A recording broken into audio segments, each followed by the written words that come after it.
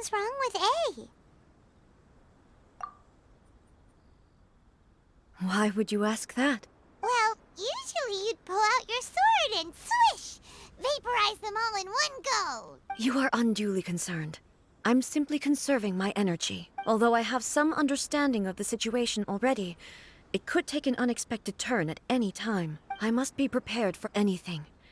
If there are more formidable monsters lying in wait in this area, I must make sure I have the strength to face them. Ah, makes sense! Spoken like a seasoned shogun. The roots seem pretty badly damaged this time.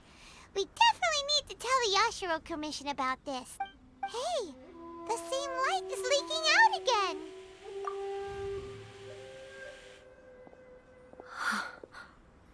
Furuyama? Is that you? Almighty Shogun, what brings you back so soon? I thought you were off fighting a battle in a distant land. Fighting a battle in a distant land? Sounds like this guy's talking about 500 years ago, too. Allow me to introduce Furuyama. He is a tea master and a member of my retinue. Though blind, Furuyama is unparalleled in his ability to appraise tea. He brews some of the very finest tea in all of Inazuma. Your Excellency, you shower me with praise undeserved. I have simply had the good fortune to be in Your Excellency's presence long enough to become acquainted with all the skills that are required of me. It sounds like the Almighty Shogun has brought a guest. I'm afraid I'm unable to serve you any respectable refreshments on account of the current situation. But please, sit and rest. After all, it's quite a mess out there. What should we do? Yeah. Sheesh. There's monsters everywhere out there. It's pitch black and loads of people have been injured. I see. So, they have fought their way this far already. Most of the residents in this neighborhood have already escaped. They wanted to take me with them, but it seemed rather pointless to me. So, I decided to stay. And now the Almighty Shogun is here, I have even less reason to run away. Imagine if this was something that even the Almighty Shogun was powerless to resolve. Where could I possibly run to then? People flee out of a desire to live on. And the desire to live on stems from a feeling of having unfinished business in life. But me, I have no such thoughts, and I have no regrets. The Almighty Shogun often speaks to me about her dreams over tea. Just listening to her stories, I've been blind for many years, but her vivid descriptions took me on a splendid journey to all the most beautiful places in Inazuma.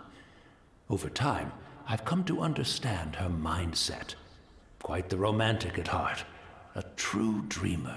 One thing she always says is, good things don't last forever. Everything changes, fades, disappears completely over the passage of time. And so, people must make the most of the life they have, seize the chance to enjoy it while it lasts, and have no regrets in the end. So you see, as bleak as things may be now, I have experienced countless wonderful things in life, and have no reason not to be satisfied. Perhaps you are right. It won't be long now before I have to say goodbye to the Almighty Shogun for the last time. What a pity. I'll never get to see what Inazuma looks like after the Almighty Shogun rebuilds it anew. But I suppose it doesn't matter. Everyone says that Inazuma has turned dark now. But to me, it went dark a long time ago. Once this catastrophe is over, life is sure to spring forth anew. But even if I survived until then, I'd probably be a hopelessly befuddled old so-and-so by then. So, never mind, eh? Oh, goodness me. Speaking of befuddled, look at me rambling away to my heart's content and forgetting to serve the tea. The Almighty Shogun comes to visit and I don't have the tea ready. A truly egregious loss of decorum. One moment, I'll just... Where in the world is the tea set?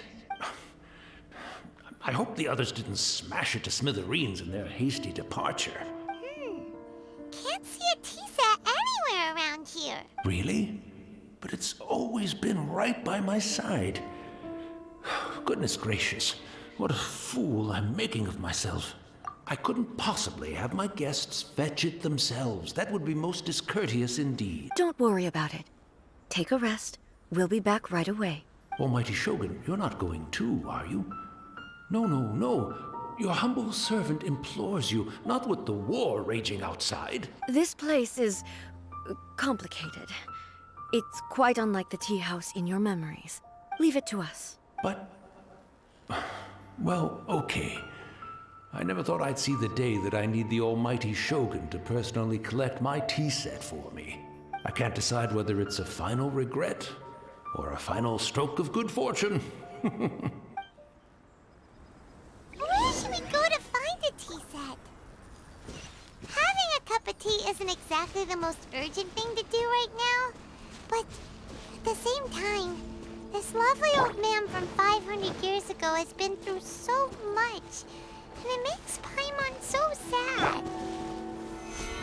I'm also feeling very nostalgic for his tea. Oh, why don't we go to the Kamisato estate? There'll definitely be a tea set we can borrow there.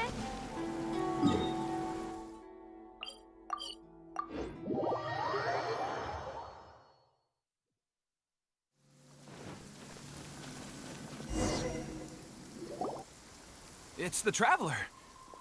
And the almighty Shogun. How might I be of assistance, Your Excellency? I wish to borrow a tea set from the Yashiro Commission. Oh, sure. I'll fetch that for you right away. Please step into the courtyard and have a rest, almighty Shogun. Oh, and I'll inform my lord about your visit immediately. Ah, and the tea set. I'll bring that here as soon as it's ready. Be at ease. I'm not here to see Commissioner Kamisato. Actually, I'd prefer to spend this time chatting with the Traveler. Please, fetch the tea set at your convenience. No. I am your humble servant. I daren't think of my own convenience when the almighty Shogun graces me with her presence. I'll deal with it right away. Well, it's not often we have the chance to chat. I'm sure you must have a lot of questions. Right. Paimon wanted to ask that too. The almighty Shogun that he described didn't sound anything like you at all. I seldom had the time to drink tea. Any free time I had was spent practicing martial arts. So, in the vast majority of cases, the one he made tea for was the former Electro Archon, who was also my sister, Raiden Makoto. He may well have had an inkling about there being two Raiden Shoguns, but he always acted as if he was completely unaware of it. The philosophy of life that he shared with us just now, that was Makoto's view on reality. She always saw things that way. You and Makoto had pretty different views, huh? Indeed we did. It was the biggest difference between us. In her eyes, the most precious things in this world were dreams. The yearning for a better future held by living beings. They are similar, but not identical. When you came charging into the plane of Euthymia, I saw human aspirations light up the sky far above in the form of countless stars.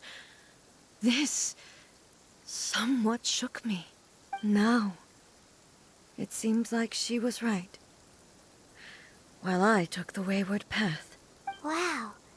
There sure was a lot going on beneath the surface. Makoto saw a bigger picture than I did. In her view, a dream is more imaginary, more abstract than an ambition. An ambition is a yearning for something material, or a concrete outcome. It is finite in nature, and will be replaced by a new ambition in due course. Makoto was more concerned with the force that drives humans to constantly generate new ambitions in the first place. It is something innate, rooted in instinct. In other words, it is something eternal. That's quite a lot to take in. To put it simply, Makoto wasn't concerned about outcomes. I didn't understand at the time. How can we say that we are maintaining eternity when things are constantly moving forward and evolving? I suppose what it comes down to is the definition of eternity she set out with. Yes, it does. I always thought that she must have grasped some elusive, arcane wisdom to arrive at the conclusions she did. But in the last analysis, Makoto's philosophy was, on the surface at least, an elegantly simple one. Notwithstanding that it was also the more prudent choice, based on a more mature, far-sighted outlook. Do you feel you're starting to understand her better now? You have already witnessed my previous views on eternity. But now, I no longer cling to what was lost. I suppose that means our differences have been reconciled. Almighty Shogun, I found a tea set. This one in particular should be fit for your Excellency's use. It's quite beautiful. Thank you. You are too kind. A humble servant such as I does not deserve the gratitude of the Almighty Shogun. It's all good, sir. She's actually pretty chill. Let us return. We ought not keep Furuyama waiting too long.